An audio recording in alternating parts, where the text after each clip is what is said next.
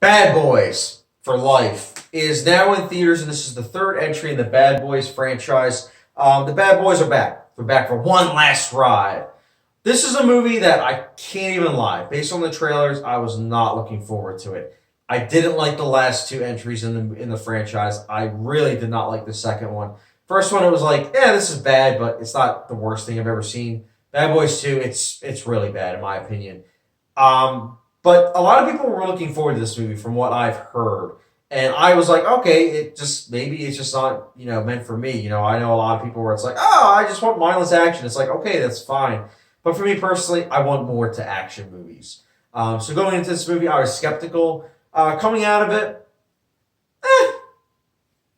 it's middle of the road. Let's get started, guys. First with the positives, though. So first and foremost, I want to say the chemistry between Martin Lawrence and Will Smith, per usual, it's on point. They are the best parts of all three movies, honestly. Whenever they're on screen, which again is most of the movie, but whenever they're on screen, their chemistry really does shine, and you can tell that they work very well together. Some of the supporting cast members are also really good. Alexander Ludwig, I was very glad to see him in this movie. He did a good job. Gus Hudgens also did a really good job. The cast is good. I liked some of the score. I thought Lauren Ballface's score was really good. It's funny because when I was watching the movie, I was like, this sounds very similar to Mission Impossible Fallout score.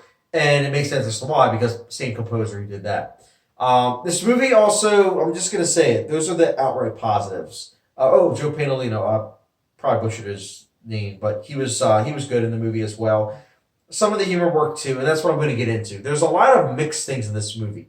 The humor was a mixed bag. Some of it worked, some of it didn't work. The action scenes, some of it was entertaining, some of it was really cringy and not really well filmed.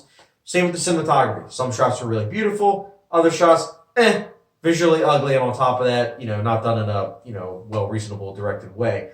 And it's not also just that. The story is also terrible. I think the story is really bad, as is the character development.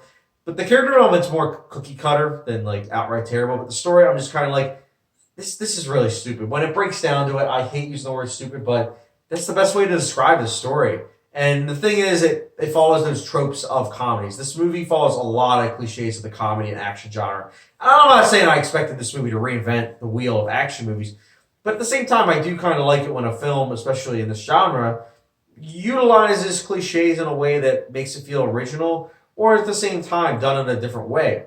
And that's what this movie wasn't able to do. This is a movie, though, again, if you're a casual moviegoer, you're going to love this movie.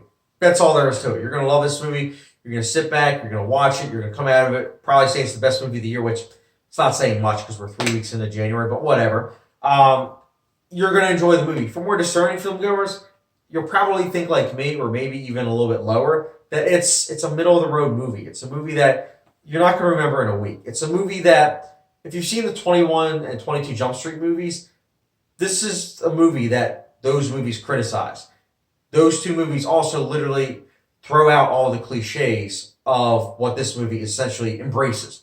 And I get it. This movie's going for that, but it's just saying that when comedy movies are essentially making fun of other comedy action movies with those cliches, something's up, especially when this movie came out after those two movies, so they easily could have sidestepped those cliches, but they didn't. The other thing I want to mention is that I'm not going to remember this movie tomorrow, probably. Some of my coworkers, after I'm done, double headers on Thursday nights, the next day, coworkers will sometimes ask me what I saw. And it's cases like these where I won't be able to let them know, like, oh yeah, I saw Bad Boys for Life, because odds are I'm probably going to forget about it. It's a movie that while you're watching, it's like a dream. While you're dreaming, you remember it, but then as soon as the dream's over, it's like trying to remember a dream. It's difficult. That's what Bad Boys for Life is for me personally.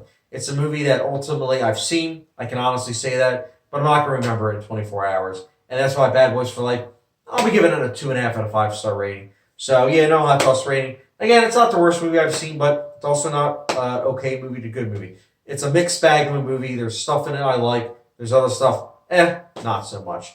But guys, that was my quick review of Bad Boys for Life. Let me know your thoughts in the comment section down below. Did you like it? Did you not? Let me know your thoughts in the comment section below. And as always, if you haven't done so already, don't forget the subscription, notification bell if you're already subscribed. I appreciate the support, and I hope you guys have a good rest of your day.